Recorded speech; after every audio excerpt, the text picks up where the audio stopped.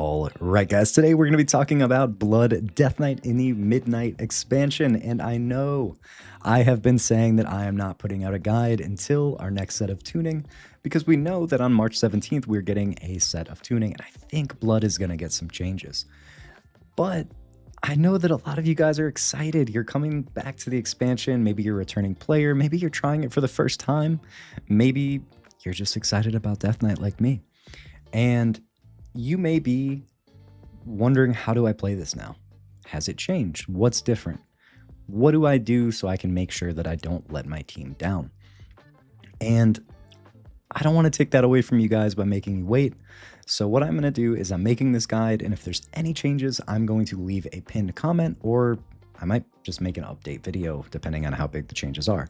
But this is going to be a pretty long guide because I'm going to cover a lot of things. I'm going to cover the talents, some niche interactions with the talents. I'm going to give you guys some of the sauce, and then I'm going to talk about hero talents. I'm going to talk about the rotation. I'm going to talk about what it looks like when you make a pull, your stats, your gearing, what you should craft. We're going to go through a lot. So I'm going to leave timestamps because everyone is at different levels right now. Some people just want, hey, what's the talents? I don't care about the interactions, and that's fine. So I'm going to leave timestamps so you guys can skip around and pick what's relevant to you. But let's go ahead and get started. So first things first, if you've ever watched this channel, you probably know I love Death Knight. And Blood has a very special place in my heart. I cannot make any of these guides without talking a little bit about the class flavor and the spec flavor and what Blood is all about. And what Blood is all about is being the most metal fucking tank in the game. Blood is so cool because it is the self-sustain tank. It is the tank that stands there and gets hit and just self-heals. It is the tank that feels effectively immortal when played well.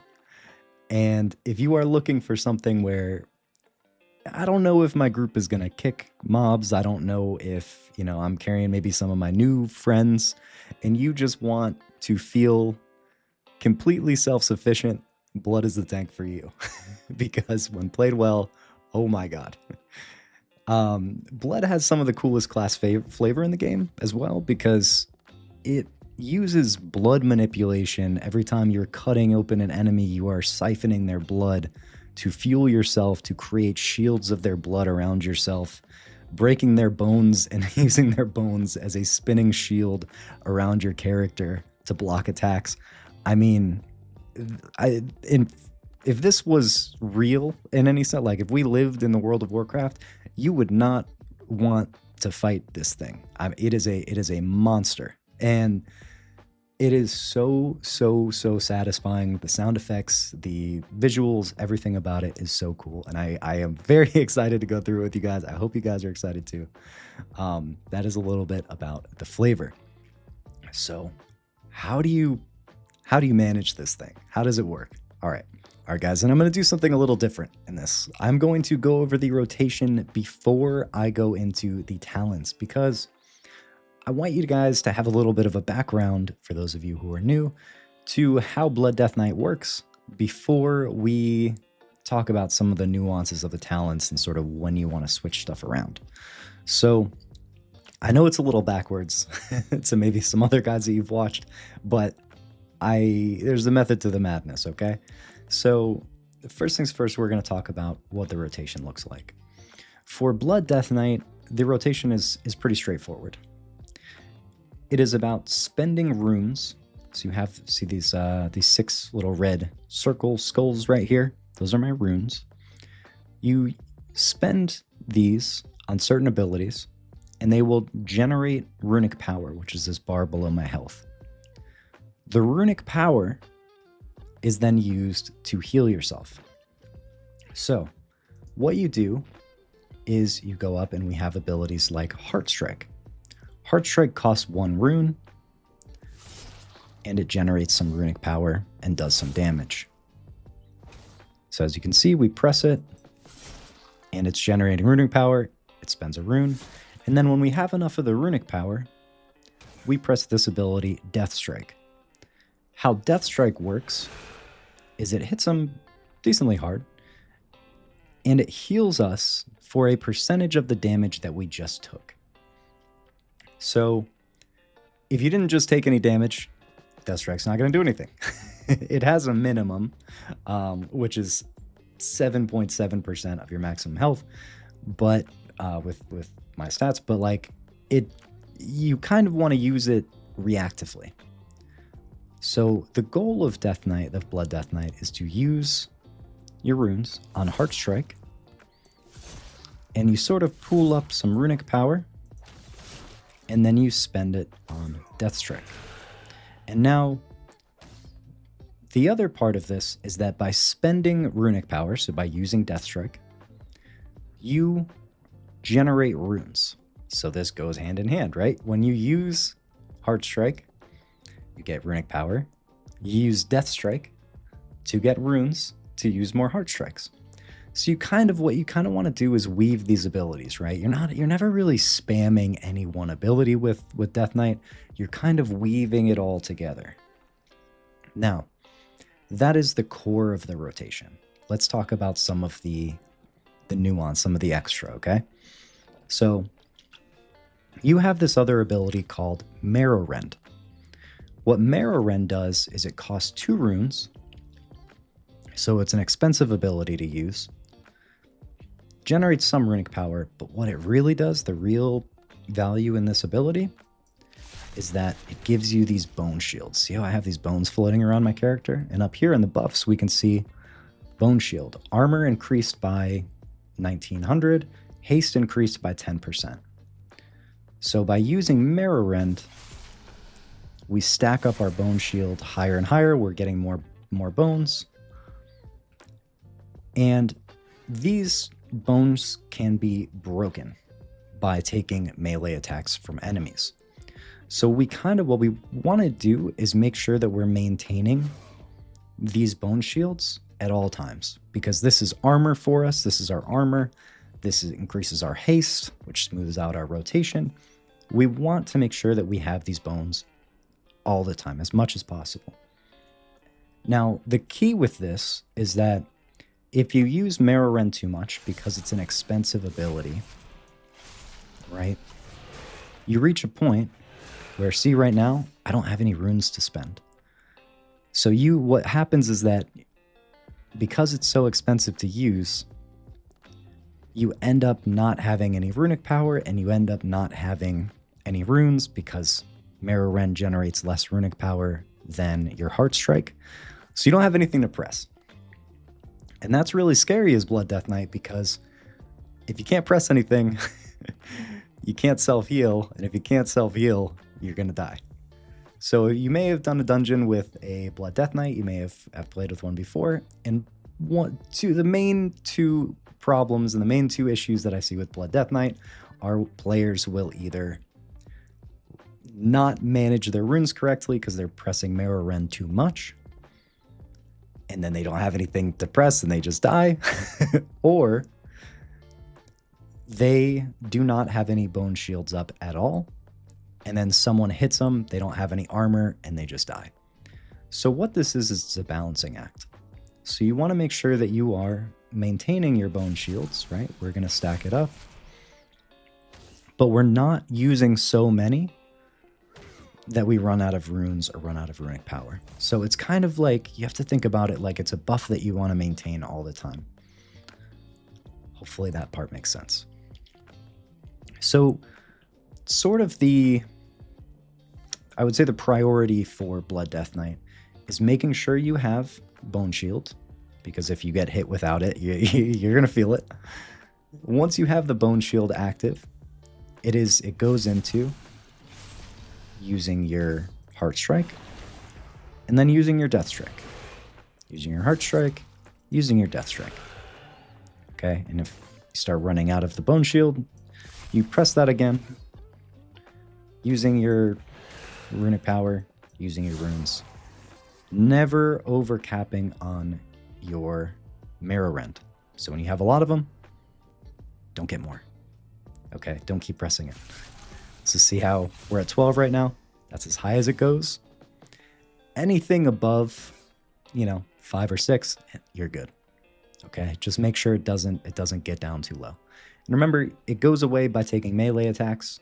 So when you pull a big amount of mobs, know that those bones are gonna get broken pretty quickly.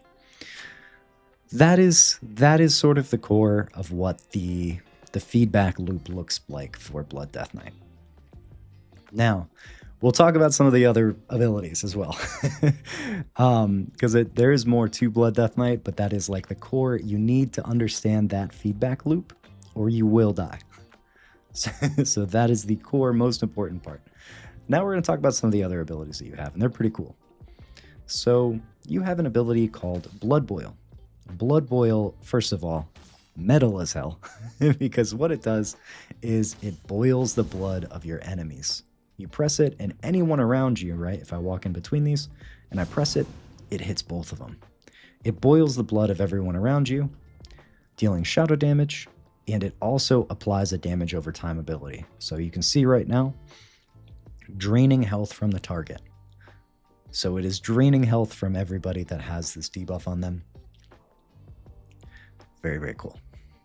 This ability is very, very nice because it doesn't cost anything. It's completely free, and it's really, really good at generating threat. So if you are, say you're pulling a pack of mobs, or somebody behind you, one of your teammates pulls some stuff, some monsters in the back, you can go ahead and use this ability to gather threat. So it's very, very good. Press it, gathers threat. See how they're looking at me? I have their attention. Very good way to gather threat. Very good way to maintain a debuff on the enemy targets.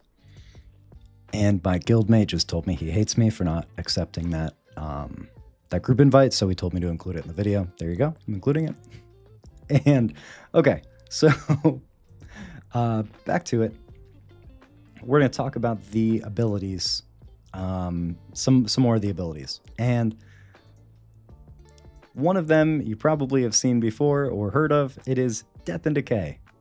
Death and Decay is an ability that you drop on the ground, and anyone standing in it takes damage. It generates threat, but most importantly, anyone in Death and Decay gets hit by your Heart Strike ability.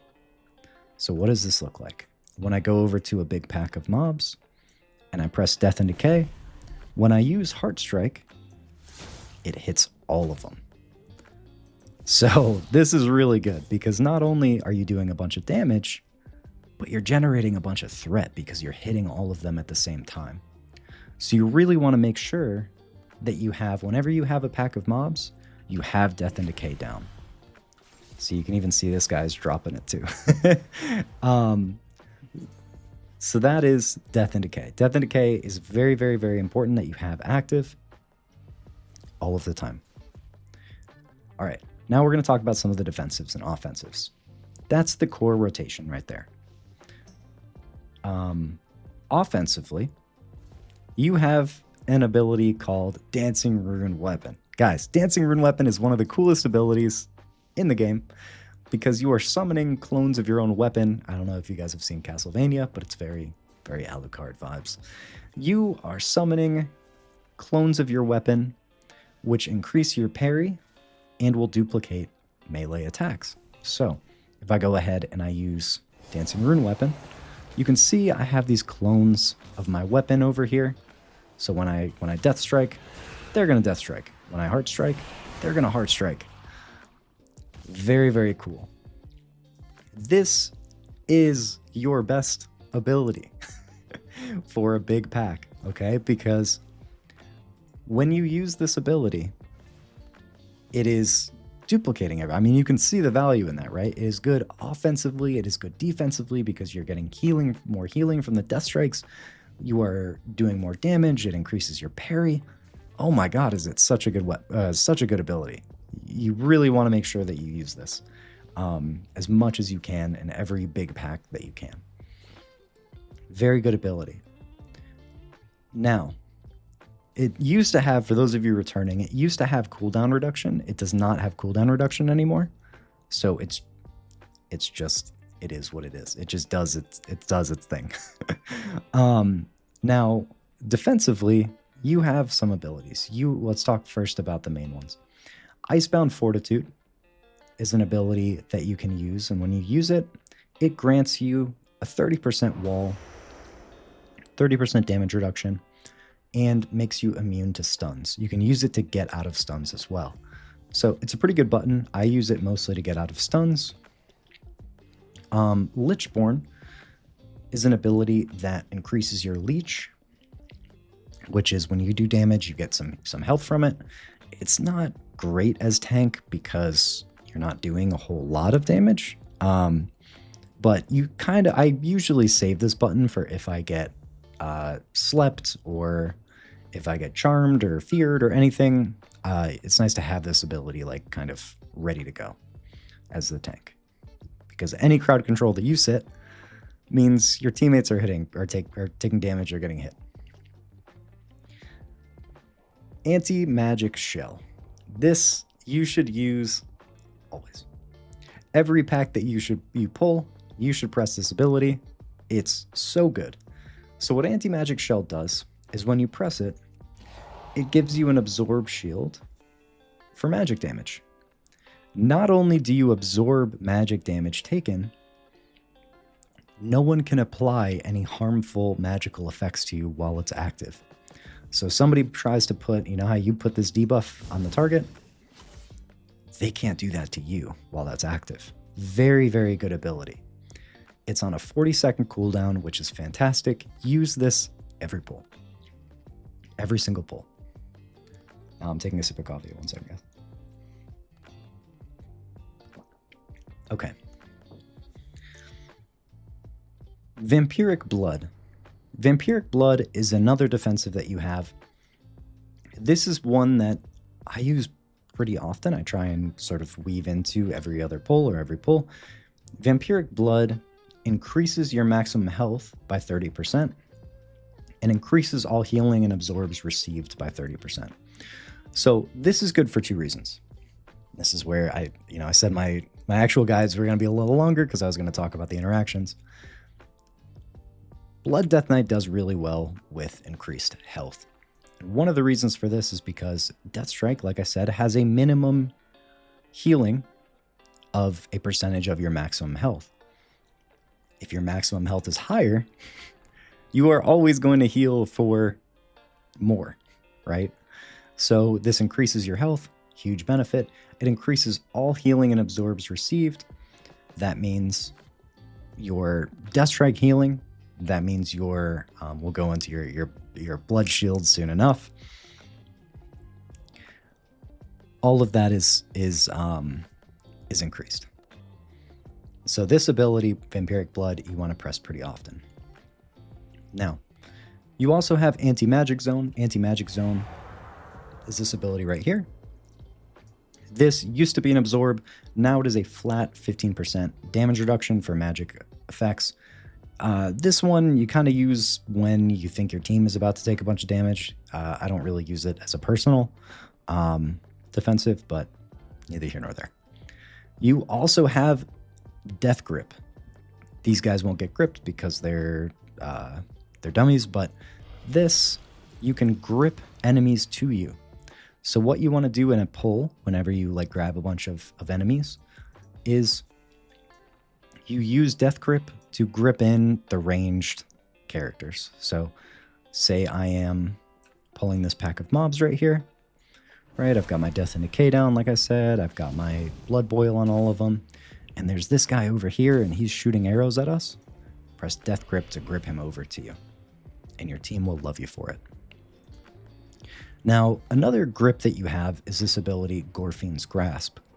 Gorfine's Grasp, what it does is it grips all enemies nearby to that enemy, and then it silences them, meaning they can't cast. So this is a really good ability to use to get everyone together and make sure that they can't cast, which, fantastic, right? They're not casting abilities at your teammates.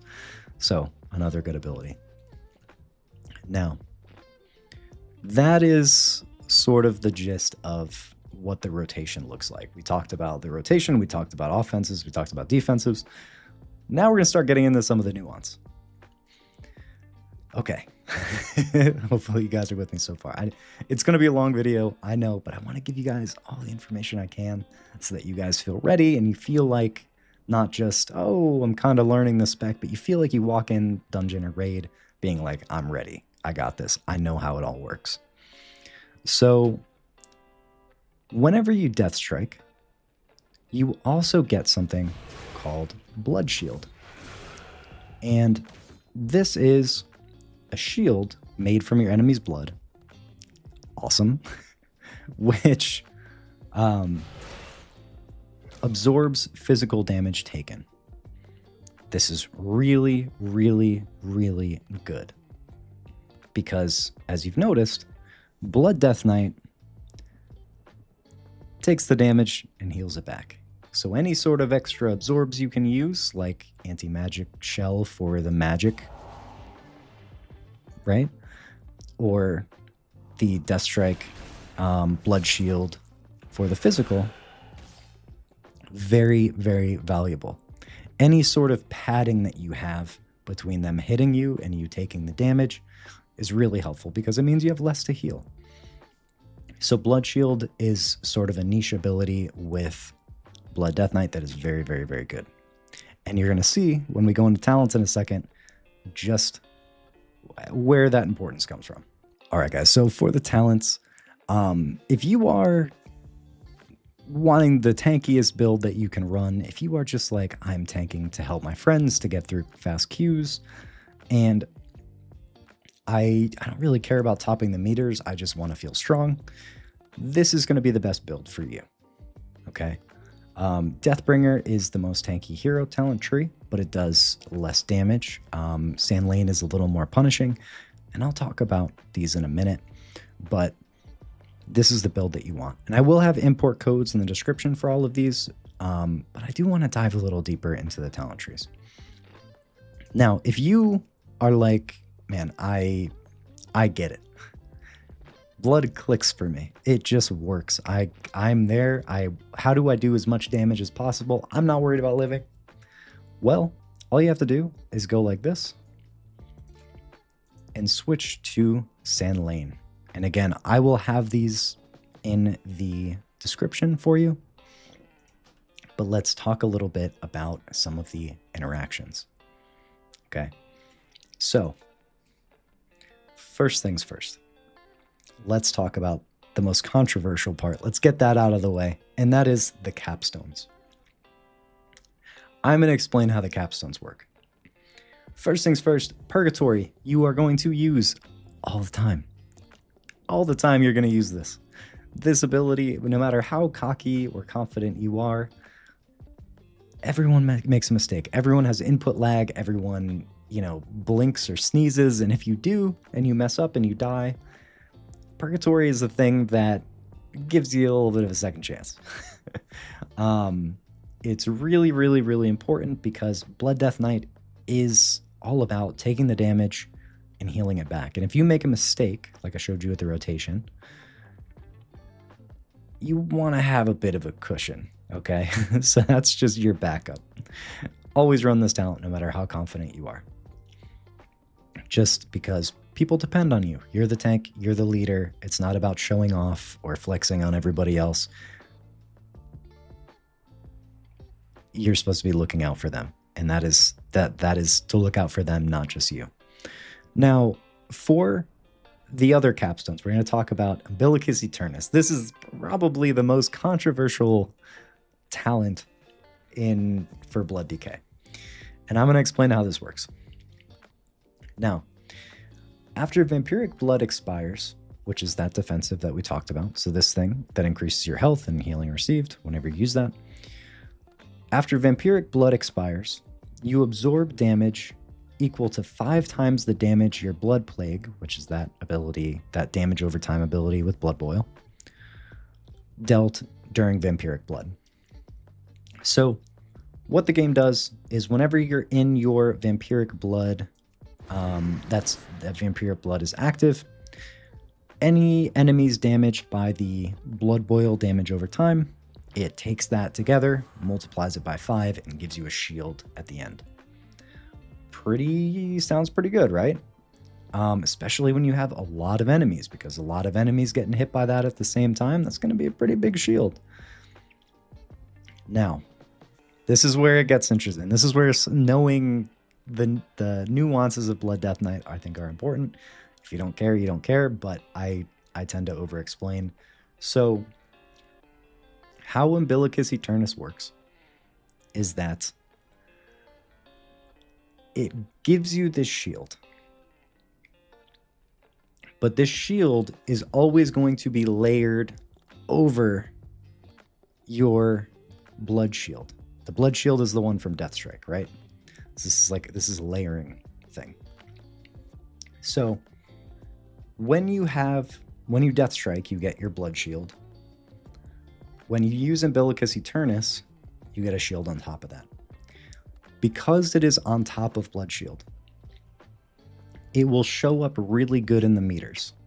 You'll be like, oh my god, this thing, I have a huge absorb all the time. This is taking, because when you look at like the healing done and things like that, the breakdown, it looks like this heals you for a lot because it's getting hit. But the reason it's getting hit is because it's layered on top of your blood shield. So it's a bit tricky because it looks like it does more than it actually does, because for all of the time that Blood Death Knight has been a thing, at least since I can remember, people have at the highest level ran this talent because it looked really good on the meters. Now, the thing is, no one has ever produced a log of a dungeon or a raid where Umbilicus Eternus has saved their life. Because despite it healing for so much, get it, like that being that pad, they've never showed a log where the hit would have gone through the blood shield and actually killed the Death Knight. So, because of this talent was kind of looked at like that talent is a bit of bait. Because before, in order to take it, you had to give up a lot of damage talent points to take this ability. Now that's not really a thing. So while it isn't going to save you if you play badly, it is not going to be a deal breaker if you take it or not. It is no longer a terrible talent because of the way that our talents are set up. You are not giving up a ton of damage by taking this. If you want to do more damage, and you're like, well, if it's not going to save my life, then I don't really care, you can use Sanguinary Burst. What Sanguinary Burst does is, during your Dancing Rune weapon, you have this thing called Blood Mist. And that is, you have a mist around you that increases your parry, it deals shadow damage, and at the end of it, at the end of your Dancing Rune weapon, it blows up for some shadow damage. Now, this doesn't have any damage tied to it. This has some damage tied to it, along with some healing, but the healing's really negligible. So, if you're comfortable, this is numerically better. But I wanted to explain this because people always bring this talent up. And I want you to understand, not just, oh, well, Skull said this is the best thing to run. I want you to understand what it does and how it works and when you want to run it versus when you don't. So if you want some extra padding, you just kind of want to turn your brain off a little bit, you can run this talent. It's extra padding, not going to save your life, but it's good. And you won't be sacrificing a ton of damage now. But if you want more damage and you feel comfortable, run this instead. Okay, have I talked about that enough? Now, we're going to talk a little bit about the Apex talents. While Dancing Rune weapon is active, parrying an attack has a chance to make your next heart strike cost no runes, deal extra damage, cool. It's some proc extra damage, not a big deal. For each Dancing Rune weapon active, your damage is increased by 6% and your damage taken is reduced by 4%. Cool. It's, you know, it's nice during Dancing Rune weapon. It's some extra mitigation. Number 3, when you consume a rune, you have a chance to call a Dancing Rune weapon to your aid for 6 seconds. Whoa. Hang on. This one is really good. So you are going to go all the way through your Apex talents and grab this one, because what this does is, you remember how I showed you, and I'll show you again real quick, the Dancing Rune weapon? So Dancing Rune weapon summons these little copies, right? They summon the copies of your weapons. Now, whenever you spend runes, you have a chance of summoning another one. Let's see if we get another one. It's not going to happen for me for the video. They know. Blizzard, they know that I'm recording the video.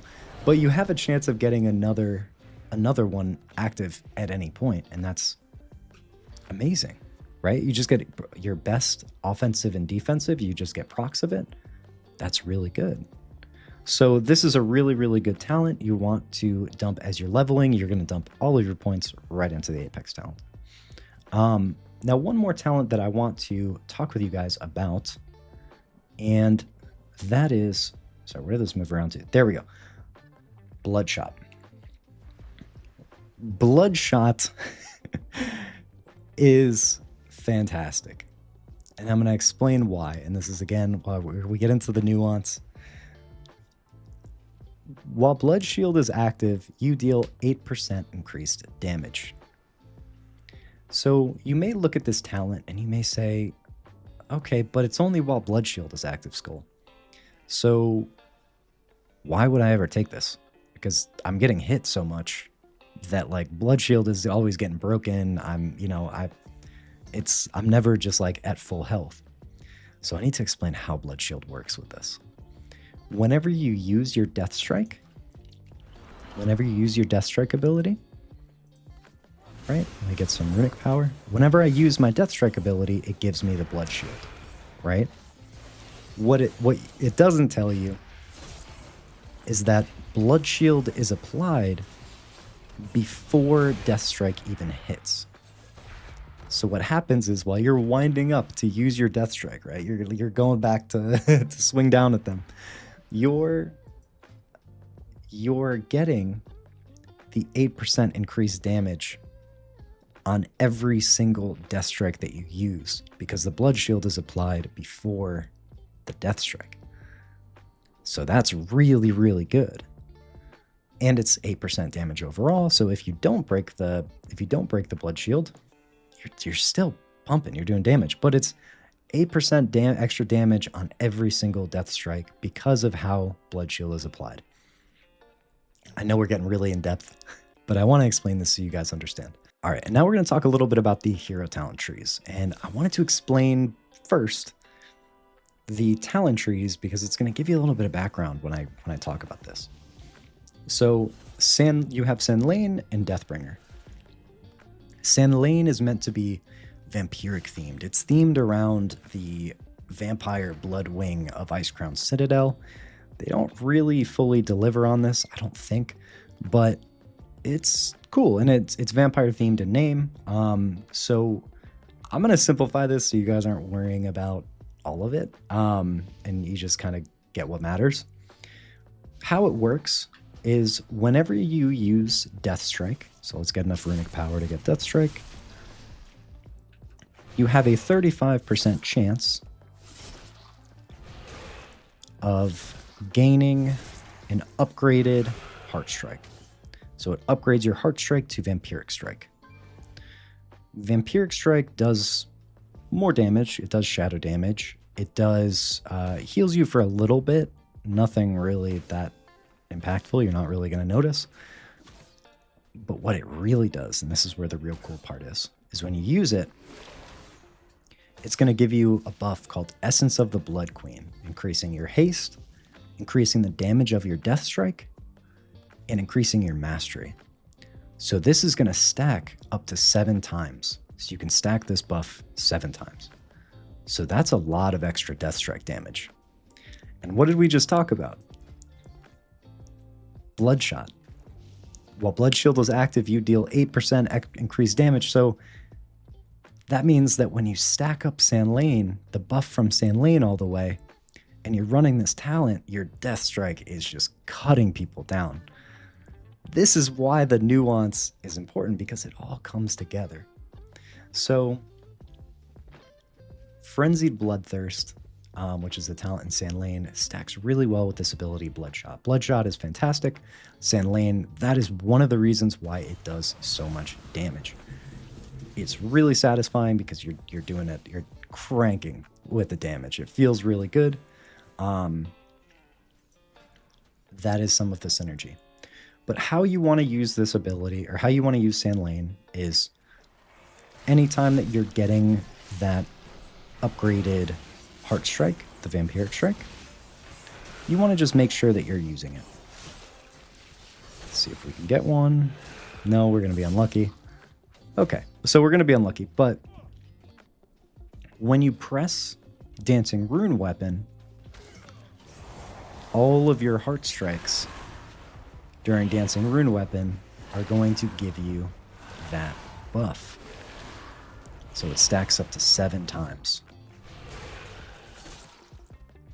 And that is really, really important to know, because you want to make sure that you are maintaining that buff at 7 as much as possible.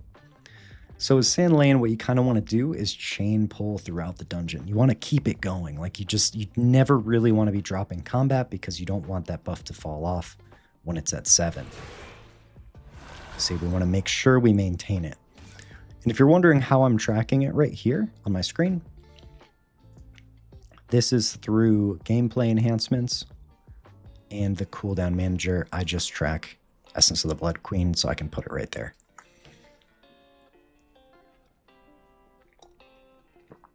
Now, that is how Sand Lane works. Is essentially you're just making sure that you maintain that buff at 7 as much as you can, and you never let it drop. But the main thing you just need to know about it is it's just going to increase your haste, increase your death strike damage. What's not to love? Now, Deathbringer is going to be different, and I'll show you guys what Deathbringer looks like. Deathbringer it's very frost themed, which is pretty cool. It actually makes your blood boil blue. Kind of cool looking. Now, Deathbringer gives you a new button. Reaper's Mark. So, Reaper's Mark, you put on a target, and by dealing damage, it stacks up and stacks up and stacks up until eventually it will blow up. And when it blows up, it does some damage, and it also gives you this. You'll see a proc Mirror Rend. And what this does is when you press Mirror Rend, it gives you this big scythe that comes out and does a bunch of damage. There it goes. And remember how I said don't overcap on your Mirror Rends? Like, don't press Mirror Rend when you're already at 12. Deathbringer changes that a little bit. So I told you how Sand Lane changes the rotation. Deathbringer changes the rotation too. Deathbringer, a lot of people find this a lot easier because, one, it's giving you, procs of Mirror Rend, which then in turn, are making sure that you're maintaining your bone shield because you're pressing it more often. But also, there's not as much of a penalty for pressing Mirror Rend when you're already at the top. So I'm going to show you again what it looks like, or at the maximum. So it blows up, you press it, and these big scythes come out that do damage, and they also apply Blood Plague. Your damage over time. It's a bunch of damage. It looks really cool. It feels satisfying. And the difference is you can press these. You can press the Mirror Rend even if you're at full stacks to get the scythes. So that is how it changes. Now we're going to put this all together. Okay, this is where it's all going to come together. So when you have a pack of mobs, what you want to do, and this is for mostly for Mythic Plus, is you want to make sure that as you pull, you have a cooldown ready for each pack of mobs. So what we're going to do, right, is we're going to kind of pull across here, and I'm going to show you what that looks like. So like as we come into this pack of mobs, we're going to use our Dancing Rune weapon and our Reaper's Mark, right? We're dropping Death and Decay, we're cleaving everybody, pressing Death Strike, pressing Heart Strike, pressing Death Strike, pressing our Mirror Rend procs. Okay, we've handled this pack of mobs, right? So now as I go into the next pack, I'm going to press Anti-Magic Shell, maybe Icebound Fortitude when that one runs out. Right, so Anti-Magic Shell is up, I press Icebound Fortitude, keeping Death and Decay there. We're making sure our Mirror Rend, our Bone Shields are still there. Okay, and then we go over to the next pack, and we're pressing Vampiric Blood. So what I'm doing, and what I'm trying to showcase here, is that every single pack of mobs you want to go into with some sort of defensive active. Because Blood Death Knight takes the damage and then heals it back, it's really, really important that you have some sort of mitigation, some sort of defensive for each pull, right? So every single time I walk into something, I need to have something active, especially for the first pull of the dungeon, because the first pull of the dungeon, you don't have any bone shields yet. So as you go in, make sure that you're rotating your defensives, right? You're going in here, I'm pressing my Dancing Rune weapon. I'm going to the next pack of mobs, I'm pressing my Anti-Magic Shell. And you just want to make sure that you're rotating for every single pack of mobs that you go into. That's really, really important. Hopefully that makes sense. That is a bit on the rotation. I know I spent forever going through this, guys, but I really want to make sure you get it. Hopefully I over-explained it to the point where it clicks. If you have any questions in the comments, let me know. Now we're going to talk a little bit about stats and gearing. Get out of combat here. So, obviously, I do not have good gear yet. Do not copy my gear because this is... I took whatever I could get.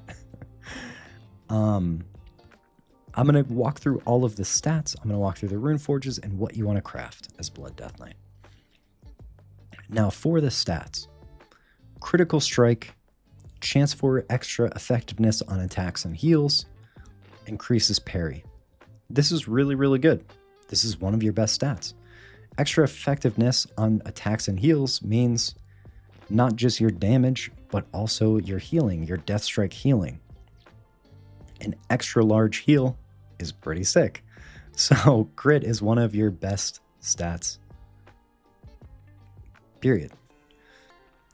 Haste increases your attack speed and your rune regeneration. Haste is really good specifically for Sand Lane. The reason for this is because it allows you to more easily maintain that buff that we were talking about, Essence of the Blood Queen. So if you're running Sand Lane, you want to be running higher haste. If you're running Deathbringer, you don't really have a buff like that to maintain. So putting haste isn't bad, but putting those extra resources into some of your other stuff may be more valuable. So Sand Lane loves the haste. Deathbringer likes the haste, but your other stats are better. Mastery. So your mastery is each time you heal yourself with Death Strike, you gain the Blood Shield, which we've talked about. It also increases your attack power, so it's just a damage buff. Mastery is very, very good. This is a very, very good stat. If you're going Deathbringer, you just run a lot of crit and a lot of mastery. Make sure that when you're getting the big crits from your Death Strike heals, that is then synergizing because those big crits of your Death Strike heals are then turning into big blood shields, and it's working together, right? For Sand Lane, maintaining that buff is really, really important. So haste is going to be the most important. So Deathbringer, crit mastery, Sand Lane, haste, and then crit mastery. Hopefully that makes sense. Now, for your Rune Forge, I'm sorry guys, keep taking sips of coffee. It's a long video. Okay, for your Rune Forge, you have some options. If you are running Deathbringer, Rune of the Fallen Crusader is the best. Has a chance to heal you for 4% of your maximum health. This is okay. I mean, you are you're a tank, so your maximum health is higher, but 4% is not a lot. It's okay. But it increases your total, it has a chance to increase your total strength by 18% for 15 seconds. That's a lot of damage. I mean, that's a massive damage buff. So your Rune Forges are always going to be better than the enchants for the season, unless Blizzard completely misses the mark on tuning, which they don't do often. For this, Rune of the Fallen Crusader is going to be better for Deathbringer. For Sand Lane, Rune of the Fallen Crusader is good. It's very, very good. But you can also run Rune of Sanguination. Rune of Sanguination causes your Death Strike to deal increased damage based on the target's missing health. It also gives you kind of a big heal if you fall below 35% health, which happens, but the main thing is the Death Strike damage. So it increases damage, Death Strike damage to the target based on their missing health. This means that even if they have 90% health, it is still a damage buff to your Death Strike. And because Sand Lane synergizes well with, right, you have the extra Death Strike damage from that buff that you stack, and you have Bloodshot, which is increasing the damage every time you're Death Striking, and then you have the Rune Forge, which is increasing your Death Strike damage to the target, even if they're at 90% health. They're taking increased Death Strike damage. It all works together to make you do more damage. So if you're going for a full damage build on Sand Lane, Rune of Sanguination is a good option as well. Now, we're going to talk about what you want to craft. And I just released a video. If you want more in depth, I've released a whole video on crafting for Death Knight, but the short answer of it is what you are going to do is you are going to craft your weapon and you are going to craft your wrist at the start of the season. If somehow you get a mythic weapon, Magic Blizzard is just kind to you and you get a mythic weapon, you are not going to craft your mythic weapon. You are going to craft your wrist and your back.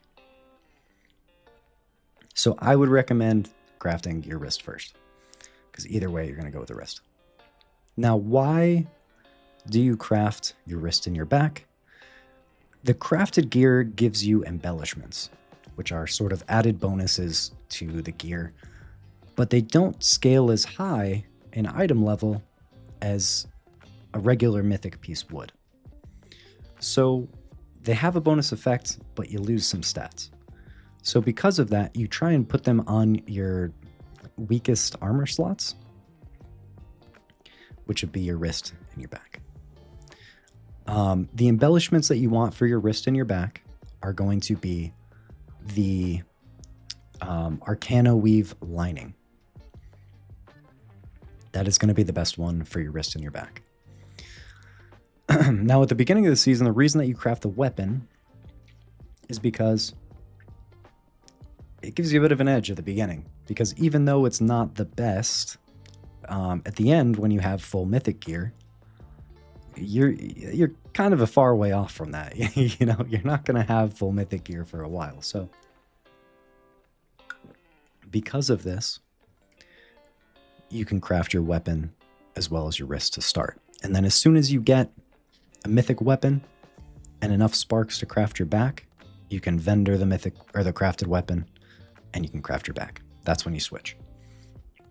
For the weapon, the embellishment that you're going to get is going to be the Darkmoon Sigil Hunt, the Hunt version. So I'm going to recap that again.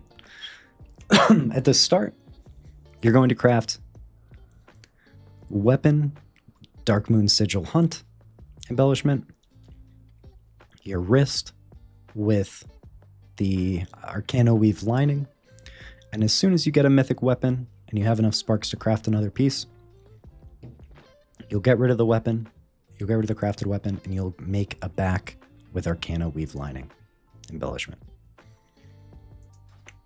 There we go.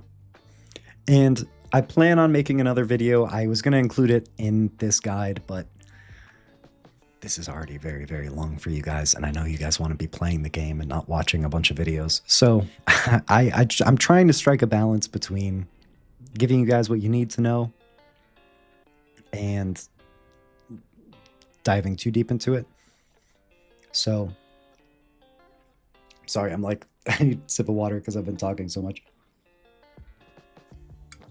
Okay. I'm sorry for that. So I will be making another blood video where I'm going to talk about, I might like showcase an actual mythic run and show you guys how I'm doing it and how I'm pulling. You know, I kind of showed you with the dummies up there, but it's not the full experience. So I might take a video and then actually like talk through it. I was going to put that in this guide, but it's a lot for you guys, and I know it is. So I want to give you everything that you need to start off. I will be making more. I will be making more updates, more videos. Now, if you guys have any questions, right? I try and respond to as many of the comments as I can, but if you have any questions, I'm going to be streaming in midnight, which is pretty new for me. So if you want to hang out, you want to talk about it, you want to see me play it with my friends, it is Skull and Bones TV on Twitch. I'm not asking you for you to come and sub or anything like that.